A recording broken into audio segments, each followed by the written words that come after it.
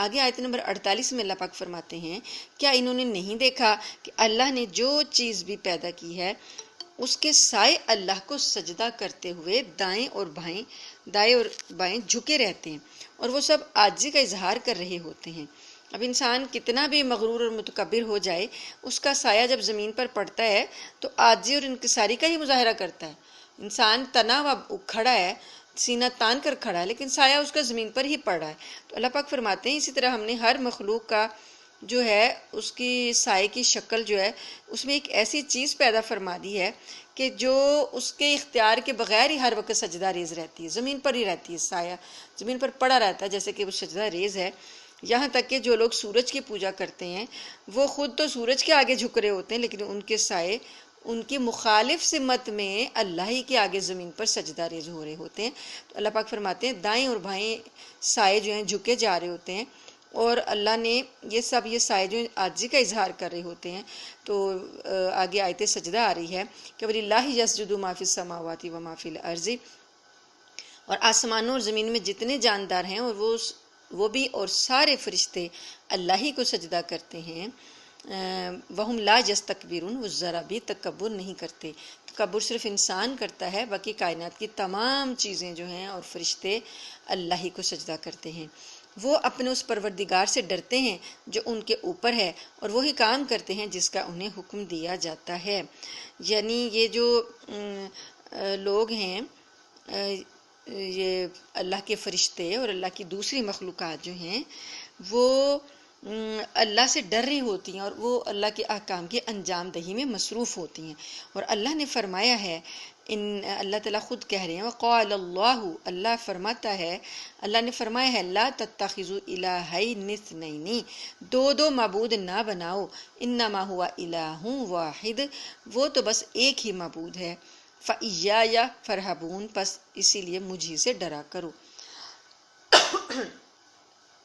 وَلَهُ مَا فِي السَّمَاوَاتِ وَالْأَرْضِ وَلَهُ الدِّينُ وَحْسِبًا، اور آسمانوں اور زمین میں جو کچھ ہے اسی کا ہے اور اسی کی اطاعت ہر حال میں لازم ہے۔ کیا پھر بھی تم اللہ کے سوا اوروں سے ڈرتے ہو؟ اور تم کو جو نعمت بھی حاصل ہوتی ہے وہ اللہ کی طرف سے ہوتی ہے۔ پھر جب تمہیں کوئی تکلیف پہنچتی ہے تو تم اسی سے فریادیں کرتے ہو، اس کے بعد جب وہ تم سے تکلیف کو دور کر دیتا ہے تو تم میں سے ایک گروہ اچانک اپنے پروردگار کے ساتھ شرک شروع کر دیتا ہے تاکہ ہم نے جو اسے نعمت دی تھی اس کی ناشکری کرے۔ اچھا کچھ عیش کر لو، پھر عنقریب تمہیں پتہ چل جائے گا۔ اور ہم نے جو رزق انہیں دیا ہے اس میں وہ ان بتوں کا حصہ لگاتے ہیں جن کی حقیقت خود انہیں معلوم نہیں ہے۔ اللہ یہ جو عرب کے مشرکین ہیں یہ اپنی زرعی پیداواروں میں اور جانوروں کا ایک حصہ بتوں کے نام پر نظر کر دیتے تھے، ہم نے سورہ مائدہ میں پڑھا ہے۔ اور اس میں یہ بتوں کے نام جو نظر کرتے تھے اس کے بعد یہ جو بتوں کو دے دیتے تھے وہ کہتے تھے اب یہ بتوں کو چلا گیا، اب یہ کسی اور کو نہیں مل سکتا۔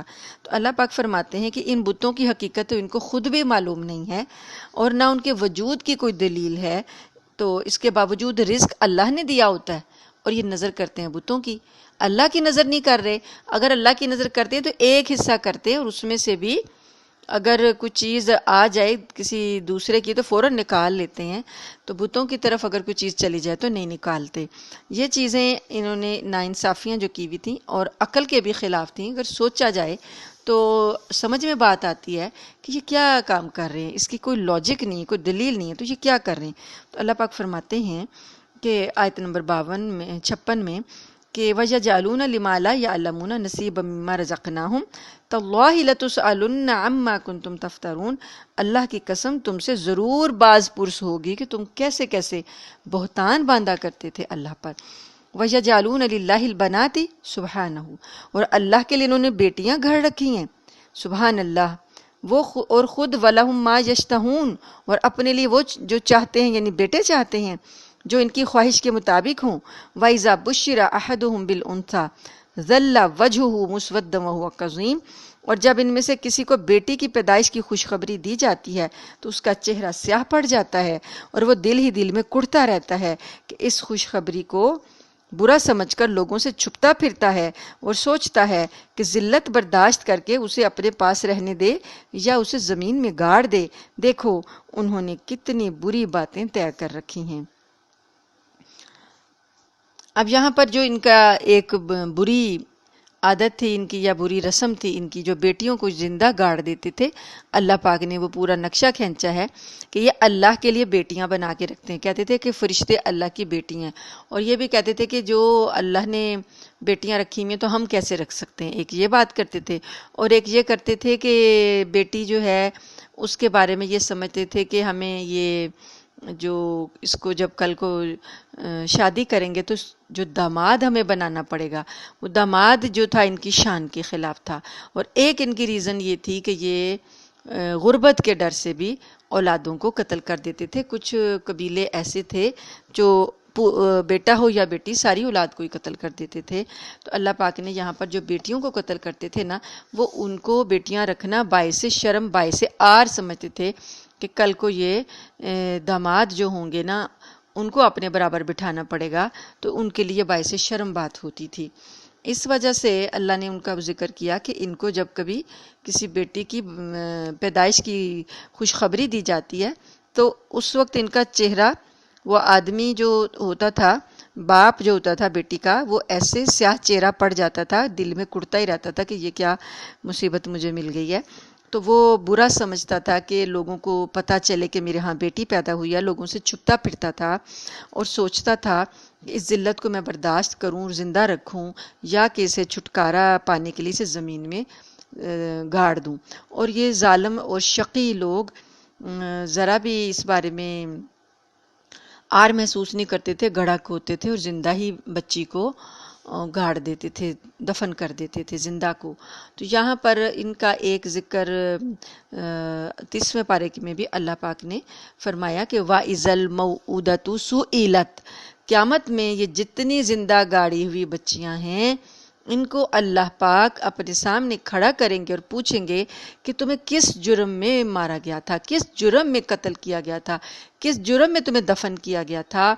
تو اب جب وہ جج ہے وہ ان کے پوچھ رہا ہے مظلوم سے کہ کیا جرم تھا تمہارا، تو ان کا تو کوئی جرم نہیں تھا. تو جو ان کے وارث تھے ان کو کٹہرے میں کھڑا کر کے اللہ پوچھے گا کیا جرم تھا ان بچیوں کا، تم نے جو ان کو زمین میں دفن کر دیا. تو کوئی جرم ہوگا نہیں.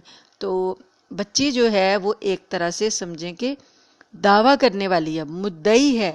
وہ پوچھے گی، اللہ ان کا وکیل ہوگا، وہ پوچھے گی کہ میرا کیا جرم تھا کہ مجھے زمین میں دفن کر دیا گیا اور میرے سے زندگی کا حق چھین لیا گیا. تو اللہ ان کا وکیل بنے گا اور یہ بچیاں دعویٰ کریں گی اپنے ان کے خلاف جو ان کے وارث تھے، جو باپ تھے یا جنہوں نے بھی دفن کیا تھا. تو پھر ان کے پاس کوئی جواب نہیں ہوگا، ان لوگوں کو سزا دی جائے گی. اللہ پاک فرماتے ہیں کہ الا ساء ما یحکمون، کتنی بری بری باتیں انہوں نے طے کر رکھی ہیں. یہ چیزیں ابھی بھی کہا جاتا ہے کہ ایک قبرستان مخصوص تھا جہاں پر یہ بچیاں گاڑی جاتی تھیں، دفن کی جاتی تھیں. اور آپ کو پتہ ہے کہ یہ لوگوں نے بہت زیادہ بلڈوزر وغیرہ پھیر کے تو کئی قبرستان جو ہیں وہ برابر کر دیتے ہیں نا، اور اس پر بلڈنگز بھی بن گئی ہیں کافی کچھ. جو پرانی چیزیں ہیں وہ تو اب پرانی نقشے رہے ہی نہیں ہیں، اب تو نئے نئے نقشے بن گئے نا شہروں کے. تو جو پرانے قبرستان تھے ان کا نام و نشان ختم ہو چکا ہے، لیکن یہ ایک قبرستان یہ ابھی بھی باقی ہے. اللہ پاک نے اسے عبرت کا نشان بنائے رکھا ہے. اور میں نے حال ہی میں اس کے بارے میں کچھ پڑھا یا سنا کہ اس قبرستان میں آج تک کوئی عمارت نہیں بنائی جا سکی کہ بلڈوزر پھیرے اور کوئی چیز تعمیر کر لیں، کوئی بلڈنگ بنا لے، ایسا ہو نہیں سکا، اللہ نے ہونے نہیں دیا. یہ آج بھی قبرستان ایسے ہی ویران پڑا ہے اور اس میں کوئی عمارت کوئی تعمیر بن نہیں پائی ہے.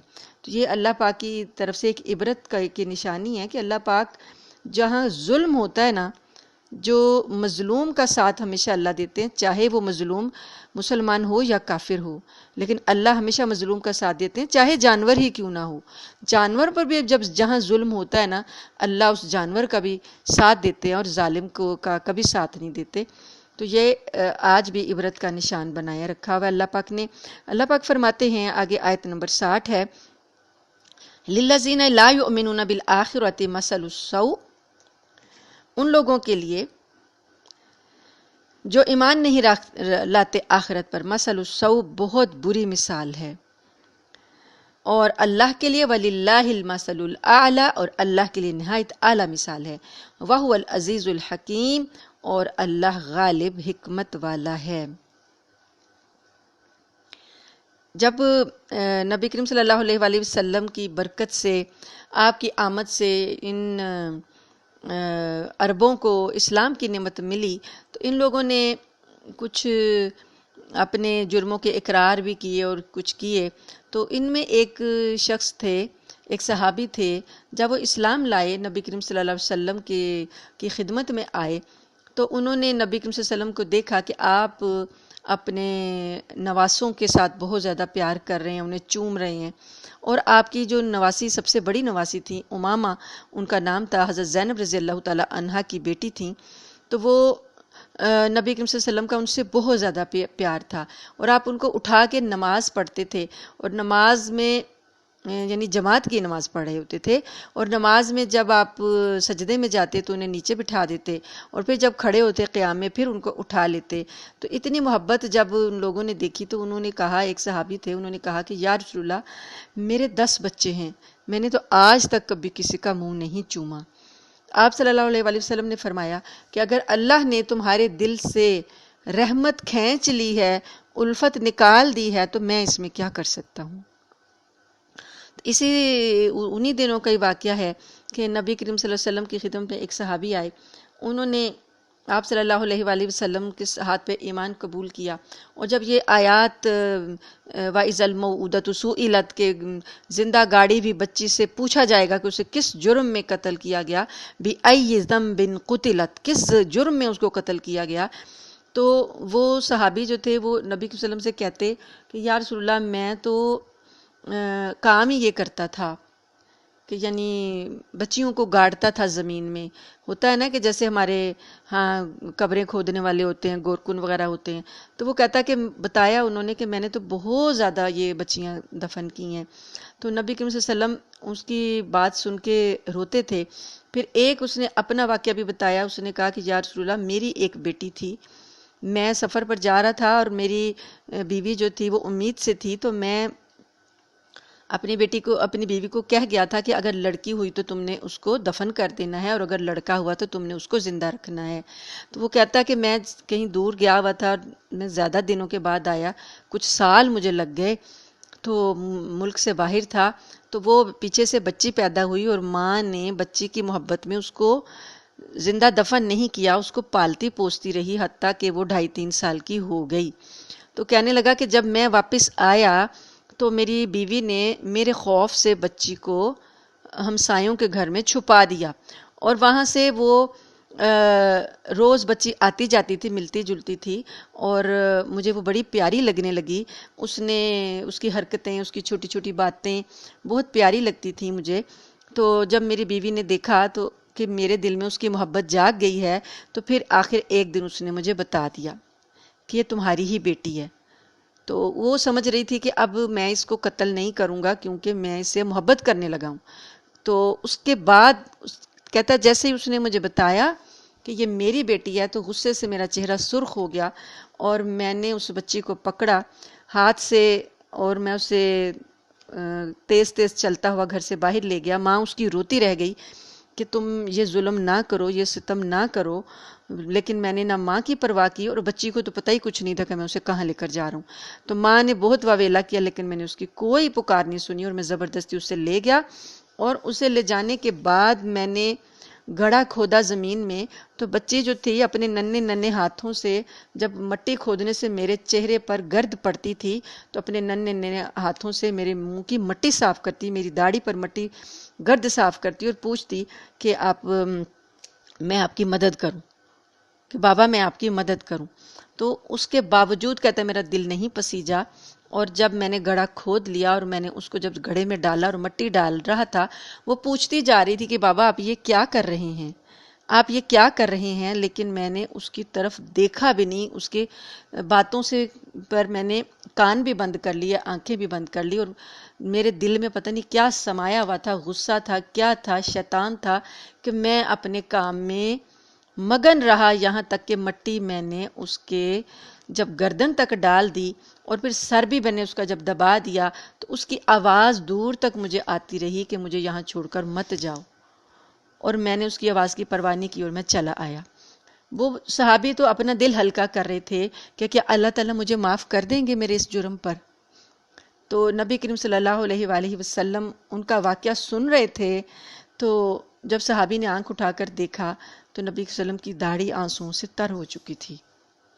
آپ نے فرمایا کہ آپ میرے سامنے سے اٹھ جائیں، آپ میرے سامنے نہ آئیں، آپ چلے جائیں یہاں سے۔ اس سے زیادہ آپ نے کچھ نہیں کہا۔ اب وہ صحابی مغفرت مانگ رہے ہیں کہ کیا اللہ تعالیٰ میرے اس جرم پر مجھے معاف کر دے گا؟ تو اسلام لانے کے بعد سارے گناہوں کی معافی تو مل جاتی ہے، کیونکہ ان الاسلام یہدم ما کان قبلہ، اسلام لانے سے جتنے بھی پرانے گناہ ہیں جو زمانہ جاہلیت میں یا زمانہ کفر میں کیے ہیں سب کی معافی مل جاتی ہے، لیکن کچھ گناہ ایسے ہوتے ہیں کہ وہ دل میں پھانس بن کر چبھ جاتے ہیں اور ایسے لگتے ہیں کہ پیوست ہو گئے ہیں دل میں تیر کی طرح سے، وہ خلش اور وہ کسک جو ہے انسان کو مرنے تک جو ہے نا چین نہیں لینے دیتی۔ تو یہ اتنے بڑے بڑے گناہ کرنے والے لوگ تھے، اللہ پاک ان کا ذکر کر رہے ہیں کہ اپنے لیے تو یہ بیٹیوں کو اتنا ناپسند کرتے ہیں اور اللہ کے لیے انہوں نے بیٹیاں بنائی ہوئی ہیں، کس قدر ناانصافی کی بات کرتے ہیں۔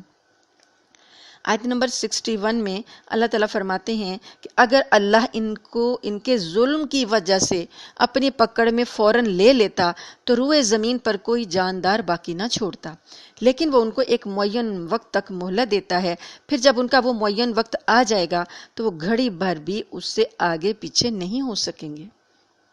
تو یہ جو ڈھیل دی ہوئی ہے کہ اتنا ظلم کرنے کے بعد بھی کوئی زندہ زمین پر چل رہا ہے اور اپنا کھا رہا ہے پی رہا اپنے حساب سے رہ رہا ہے، تو یہ اللہ کی مہلت ہے۔ لیکن جب اللہ پاک فرماتے ہیں جب وہ مہلت ختم ہو جاتی ہے تو وہ گھڑی سے ایک لمحہ کی بھی پھر بعد میں مہلت نہیں دی جاتی اور وہ عذاب آ کے رہتا ہے۔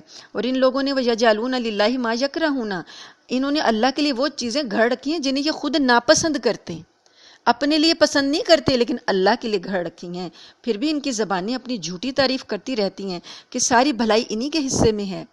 کس قدر ناانصافی کے معاملے ہیں تو اللہ تعالیٰ بتا رہے ہیں۔ تو اللہ کا صبر دیکھیے آپ، اللہ کی شان بے نیازی دیکھیں، اللہ کتنا صابر ہے، کیسے کیسے گناہوں پر اللہ پاک صبر کرتا ہے اور اپنے بندوں پر شفقت کر کے ان کو عذاب میں مبتلا نہیں کرتا۔ تو یہ اللہ کے جو عذاب کے ساتھ جو شفقت والے الفاظ آ جاتے ہیں نا، اس کا یہی مطلب ہوتا ہے کہ اگر اللہ چاہتا تو ہر گناہ پہ اسی وقت ہی گرفت میں لے لیتا، لیکن یہ اس کی شفقت ہے کہ اس نے ڈھیل دی ہوئی ہے اور گناہ ہوتے جا رہے ہیں اور وہ صبر کر رہا ہے اور دیکھ رہا ہے، مہلت دے رہا ہے کہ شاید یہ اب بھی پلٹ کر آ جائیں۔ اب اللہ پاک نے فرمایا کہ لازمی بات ہے کہ اللہ لقد ارسلنا، نہیں لازمی بات ہے آیت نمبر 62 میں کہ جو جرم انہوں نے کیے ہیں اس کی وجہ سے ان کے حصے میں دوزخ ہے اور انہیں اسی میں پڑا رہنے دیا جائے گا، انہم مفرطون، دوزخ میں یہ پڑے رہیں گے، کوئی ان کا پرسان حال نہیں ہوگا۔ تاللہ، اے پیغمبر صلی اللہ علیہ وسلم، اللہ کی قسم، لقد ارسلنا، اللہ تعالیٰ خود اپنی قسم کھا رہے ہیں، لقد ارسلنا الی امم من قبلک فزین لهم الشیطان، کہ تم سے پہلے جو امتیں گزری ہیں ہم نے ان کے پاس پیغمبر بھیجے تھے، لیکن شیطان نے ان کے اعمال کو خوب بنا سنوار کر ان کے سامنے پیش کیا، چنانچہ وہی شیطان آج ان کا سرپرست بنا ہوا ہے اور اس کی وجہ سے ان کے لیے دردناک عذاب تیار ہے۔ یعنی جو کچھ بھی یہ کر رہے ہیں شیطان کے پیچھے لگ کے کر رہے ہیں، اور ہم نے تم پر یہ کتاب اسی لیے اتاری ہے تاکہ تم ان کے سامنے وہ باتیں کھول کر بیان کر دو جن میں انہوں نے مختلف راستے اپنائے ہوئے ہیں، اور تاکہ یہ ایمان لانے والوں کے لیے ہدایت اور رحمت کا سامان ہو۔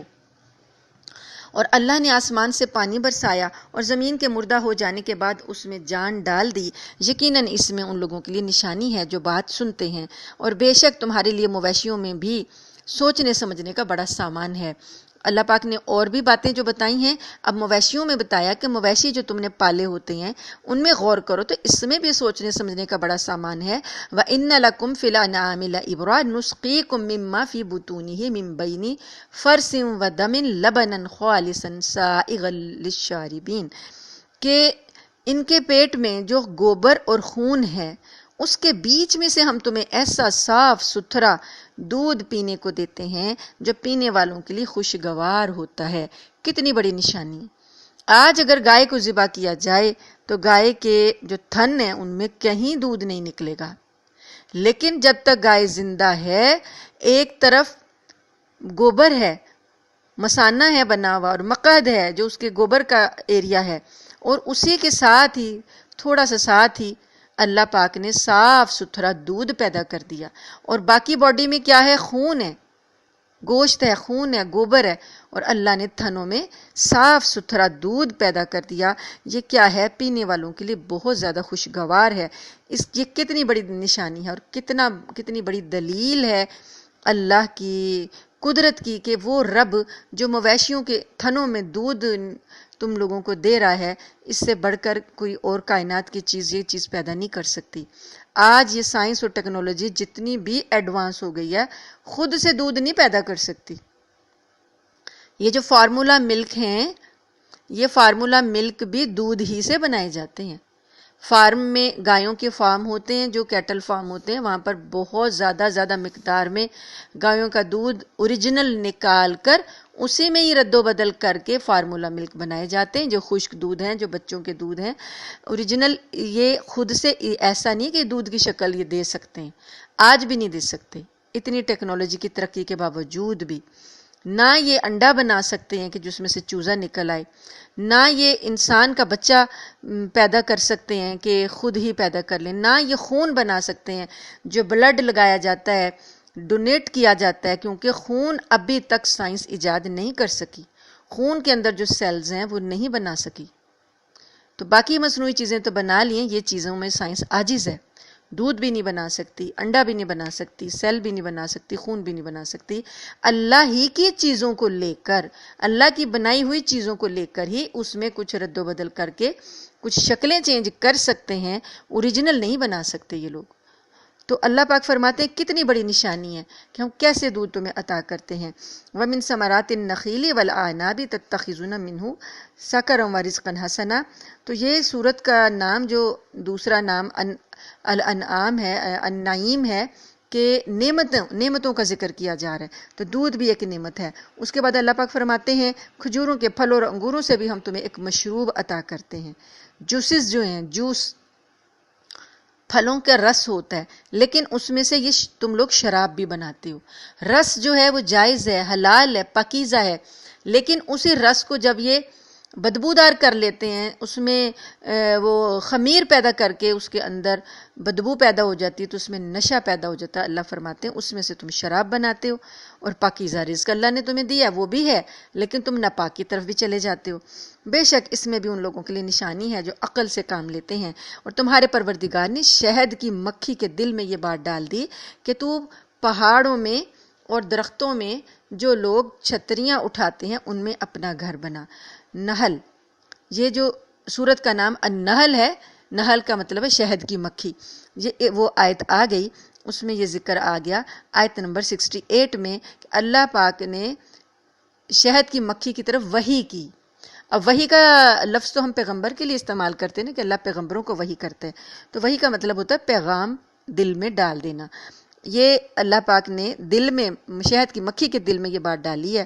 اور یہ شہد کیسا بناتی ہے؟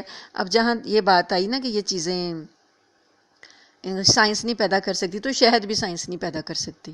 شہد کے لیے بھی فارم بنائے جاتے ہیں، اور فارم میں یہ مکھیوں کا جو ہے افزائش کروائی جاتی ہے بہت زیادہ، اور انہی سے شہد لیا جاتا ہے۔ سائنس شہد بھی نہیں بنا سکتی۔ تو یہ شہد جو ہے مکھی کا اتنا محنت والا کام ہے کہ اللہ پاک اس کا ذکر کر رہے ہیں، اپنی مخلوق کا اتنی عظیم اپنی کتاب ہے اس میں ذکر کر رہے ہیں۔ تو اللہ پاک کی جو چھوٹی چھوٹی مخلوقات ہیں اس میں بھی اتنی عبرت ہے، اتنی نشانیاں ہیں۔ اللہ نے ان کا ذکر قرآن میں کیا ہے، مچھر کا کیا، مکھی کا کیا، اب شہد کی مکھی کا کیا، پھر اللہ پاک نے چیونٹی کا ذکر کیا۔ جو فائدہ دینے والی چیزیں ہیں ان کے انداز جو ہیں وہ اللہ پاک نے خاص طور پر ذکر کیے کہ شہد میں اللہ پاک نے شفا رکھی ہے۔ اور شہد کی مکھی اتنی فرمانبردار ہے اللہ تعالیٰ کی، اللہ پاک فرماتے ہیں اسے میں نے جس کام پہ لگایا لگی ہوئی ہے، اتنی محنت کرتی ہے اتنی دور کا سفر کرتی ہے، پھولوں سے، درختوں سے، پہاڑوں تک سے جا کے سفر کر کے لاتی ہے، اور درختوں کے اندر جہاں اس نے چھتا بنانا ہوتا ہے وہاں اتنی محنت سے چھتا بناتی ہے، اور اتنی مصروف رہتی ہے، ایک لمحے کا بھی ریسٹ نہیں کرتی ہے۔ تو اللہ فرماتے ہیں ہم نے اسے کہا ہے کہ تم اپنے چھتے بناؤ، اور وہ اس کا چھتا عجیب و غریب صنعت ہے، اس صنعت کا شاہکار ہے، موم نکلتی اس میں سے، موم بھی ایک اللہ کی نعمت ہے، وہ اس کے چھتے سے ملتی ہے۔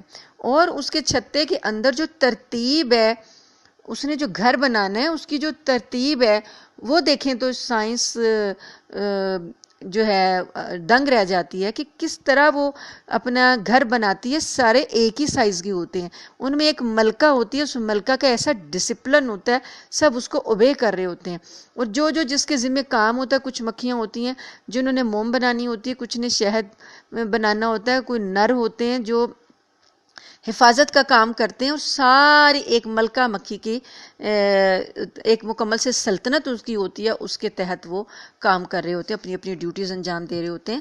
تو اللہ پاک نے اس سے یہ ڈیوٹی دی ہے، ہر قسم کے پھلوں سے اپنی خوراک حاصل کرتی ہے، پھر ان راستوں پر چل کر جو رب نے بنائے ہیں اس کے لیے ان پر چلتی ہے۔ اور اللہ فرماتے ہیں اس مکھی کے پیٹ سے وہ مختلف رنگوں والا مشروب نکلتا ہے جس میں لوگوں کے لیے شفا ہے۔ مکھی کے پیٹ سے نکل رہا ہے نا، تو آپ یہ دیکھیں کہ مکھی کا فضلہ بھی تو اس کے پیٹ سے نکلتا ہے، وہ ناپاک ہے، اور یہ شہد جو ہے یہ پاک ہے، یہ بھی اس کے پیٹ سے ہی نکلتا ہے۔ مختلف رنگوں کے شہد ہوتے ہیں، جس طرح کا اس نے خوراک کھائی ہوتی ہے اسی کلر کا ہوتا ہے شہد، اور اللہ پاک نے اس میں شفا رکھ دی۔ فیہ شفاء للناس، تو یہ کتنی بڑی نشانی ہے اللہ کی قدرت کی کہ کوئی شہد کی مکھی بنا سکتا ہے یا اس سے یہ کام لے سکتا ہے جو اللہ نے اس کے ذمہ لگائے ہیں۔ آگے اللہ پاک فرماتے ہیں ان فی ذالک لآیۃ لقوم یتفکرون، اس میں ان لوگوں کے لیے نشانی ہے جو سوچتے اور سمجھتے ہوں۔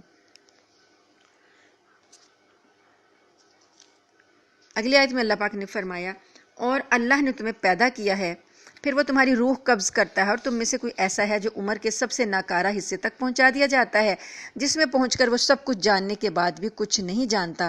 بے شک اللہ بڑے علم والا، بڑی قدرت والا ہے۔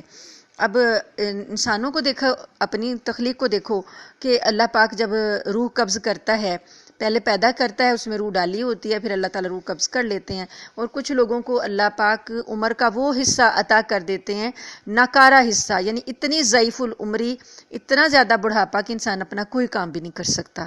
تو اللہ فرماتے ہیں کسی کو ہم اسی حصے تک لے جاتے ہیں کہ وہ سب کچھ ہوتے ہوئے بھی اپنا کچھ نہیں کر سکتا، نہ وہ چل سکتا ہے، نہ وہ سن سکتا ہے، سماعت بھی کمزور ہو گئی، بینائی بھی کمزور ہو گئی، ہڈیاں بھی کمزور ہو گئی، اور وہ بوجھ سا بن کے رہتا ہے، اور وہ چارپائی پر پڑا رہتا ہے، وہ ناکارہ عمر ہو جاتی ہے، اور اس میں جاننے کے باوجود بھی وہ کچھ نہیں جانتا۔ یعنی پہلے وہی ایک عقل مند انسان ہوتا ہے، اس کی عقل سے سارا گھر کا نظام چل رہا ہوتا ہے، اب وہ بیچارہ اسے کچھ پتہ ہی نہیں ہوتا، وہ بھول ہی جاتا ہے، یادداشت ہی نہیں رہتی کہ وہ کچھ بتا سکے، کیا کام کر سکے۔ تو عمر کے اس حصے تک بھی اللہ پاک کسی کو پہنچا دیتے ہیں، اور کچھ کی روح پہلے ہی قبض کر لیتے ہیں۔ بے شک اللہ بڑے علم والا اور بڑے فضل والا ہے۔ اللہ پاک نے اگلی آیت میں فرمایا کہ اللہ نے تم میں سے کچھ لوگوں کو رزق کے معاملے میں دوسروں پر برتری دے رکھی ہے۔ اب جن لوگوں کو برتری دی گئی ہے وہ اپنا رزق اپنے غلاموں کو اس طرح نہیں لوٹا دیتے کہ سب برابر ہو جائیں۔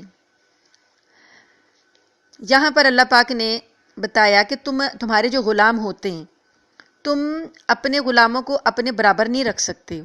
جتنا بھی تمہیں اللہ نے رزق دیا ہے، کیا تم وہ سارا کا سارا غلاموں کے ساتھ برابر بانٹ لیتے ہو؟ نہیں بانٹتے نا، تم اپنے آپ کو سپیریئر رکھتے ہو اور غلاموں کو بس ان کی ضرورت کا ہی دیتے ہو، تو ایسا نہیں کرتے کہ تمہارے برابر میں آ جائیں وہ۔ تو کیا تم اللہ پاک جو ہیں، اللہ پاک نے جو تمہیں نعمتیں دی ہیں تو تم اللہ کے ساتھ برابری کے لیے شریک کھڑے کر دیتے ہو، شریکوں کو اللہ کے برابر لے آتے ہو؟ کیسی تقسیم ہے، کیسا انصاف ہے؟ اپنے لیے تو تم پسند نہیں کرتے کہ اپنے غلاموں کو اپنے برابر لے آؤ، تو اللہ کی نعمتوں کا انکار کرتے ہوئے اللہ کے ساتھ بتوں کو برابری میں لے آتے ہو، تو یہ کیسا انصاف ہے؟ اور اللہ نے ہی تم میں سے تمہارے لیے بیویاں بنائی ہیں، اور تمہاری بیویوں سے تمہارے لیے بیٹے اور پوتے پیدا کیے ہیں، اور تمہیں اچھی اچھی چیزوں میں سے رزق فراہم کیا۔ کیا پھر بھی یہ لوگ بے بنیاد باتوں پر ایمان لاتے ہیں اور اللہ کی نعمتوں کی ناشکری کرتے ہیں؟ اب اور نعمتیں اللہ گنوا رہے ہیں، بیویاں، بیٹے، پوتے اور رزق، تو یہ ساری چیزیں انسان لینے کے بعد بھی اللہ کی ناشکری کرتا ہے. تو اللہ پاک اس بات پہ کہہ رہے ہیں کہ یہ سوچنے کی بات ہے کہ یہ اللہ کو چھوڑ کر ان چیزوں کی عبادت کرتے ہیں جو ان کو آسمانوں اور زمین میں سے کسی طرح کا رزق دینے کا کوئی اختیار نہیں رکھتی. یہ جو تمہارے شریک ہیں، جو بت ہیں، جو تم نے اللہ کے برابر لا کے کھڑا کر دیے، ان کا نہ کوئی اختیار ہے، نہ انہوں نے تمہیں کچھ عطا کیا ہے، لہٰذا تم اللہ کے لیے مثالیں نہ گھڑو. بے شک اللہ جانتا ہے اور تم نہیں جانتے. اللہ ایک مثال دیتا ہے. ایک طرف ایک غلام ہے جو کسی کی ملکیت میں ہے، اس کو کسی چیز پر کوئی اختیار نہیں، اور دوسری طرف وہ شخص ہے جس کو ہم نے اپنے پاس سے عمدہ رزق عطا کیا ہے اور اس میں سے وہ پوشیدہ طور پر بھی کھلے بندوں اللہ وہ خرچ کرتا ہے. تو کیا یہ دونوں برابر ہو سکتے ہیں؟ ساری تعریفیں اللہ کی ہیں، لیکن ان میں سے اکثر لوگ ایک بات بھی صاف طریقے سے نہیں جانتے. ایک غلام ہے، وہ دوسرے کی ملکیت میں ہے، اسے آزادی نہیں ہے کہ وہ اپنی مرضی سے خرچ کر سکے، اور ایک آزاد شخص اپنی مرضی سے خرچ کرتا ہے. تو کیا یہ برابر ہو سکتے ہیں؟ ایسے ہی اللہ پاک آزادی کے ساتھ اپنے ہر کام خود کر سکتے ہیں، اور یہ شریک ہیں، تمہارے بت ہیں، انہیں تم نے تخلیق کیا، تو کیا یہ برابر ہو سکتے ہیں؟ اللہ ایک اور مثال دیتا ہے. 2 آدمی ہیں، ان میں سے ایک گونگا ہے جو کوئی کام نہیں کر سکتا اور اپنے آقا پر بوجھ بنا ہوا ہے. وہ اسے جہاں کہیں بھیجتا ہے وہ کوئی ڈھنگ کا کام کر کے نہیں لاتا. کیا ایسا شخص اس دوسرے آدمی کے برابر ہو سکتا ہے جو دوسروں کو بھی اعتدال کا حکم دیتا ہے اور خود بھی سیدھے راستے پر قائم ہو؟ تو یہ دوسری مثال بھی دی کہ گونگا آدمی کچھ بھی نہیں بول سکتا اور دوسرا آدمی ساری بات اپنی صاف کر سکتا ہے. جب یہ برابر نہیں ہو سکتے، ایک صلاحیت کم ہے تو یہ برابر نہیں ہو سکتے. تو اللہ تو تمام صلاحیتوں کا، تمام قدرتوں کا، تمام کائنات کا مالک ہے. سارے آسمان اور زمینوں کے بھید اسی کے قبضے میں ہیں. قیامت کا معاملہ آنکھ جھپکنے سے زیادہ نہیں ہوگا، بلکہ اس سے بھی جلدی ہو جائے گا. آنکھ جھپکنے میں کتنی دیر لگتی ہے، قیامت اس سے بھی جلدی آ جائے گی. یقین رکھو اللہ تعالیٰ ہر چیز پر پوری قدرت رکھتا ہے، اور اللہ نے تم کو تمہاری ماؤں کے پیٹ سے اس حالت میں نکالا کہ تم کچھ نہیں جانتے تھے، اور تمہارے لیے کان، آنکھیں اور دل پیدا کر دیے تاکہ تم شکر ادا کرو. کیا انہوں نے پرندوں کو نہیں دیکھا؟ اب پرندوں کی مثال آ گئی، کس طریقے سے وہ آسمان کی فضا میں اللہ کے حکم کے پابند ہوتے ہیں. اپنے پر پھیلا کر جب وہ فضا میں اڑتے ہیں تو کون تھامتا ہے ان کو؟ اللہ کے سوا انہیں کوئی اور تھامنے والا نہیں. یقیناً اس میں بھی بڑی نشانیاں ہیں جو ایمان رکھتے ہوں. اور اس نے تمہارے لیے تمہارے گھروں کو سکون کی جگہ بنایا، تمہارے لیے مویشیوں کی کھالوں سے ایسے گھر بنائے جو تمہیں سفر پر روانہ ہوتے وقت اور کسی جگہ ٹھہرتے وقت ہلکے پھلکے محسوس ہوتے ہیں. خیمے جو ہیں وہ اپنے یہ سفر کرتے تھے تو خیمے اپنے ساتھ رکھ لیتے تھے، اور جہاں پڑاؤ کرتے تھے وہاں پر اپنے خیمے باندھ لیتے تھے، تان لیتے تھے. تو اللہ فرماتے ہیں کہ کیسے ہلکے پھلکے گھر ہیں، تم انہیں ہر جگہ لیے پھرتے ہو.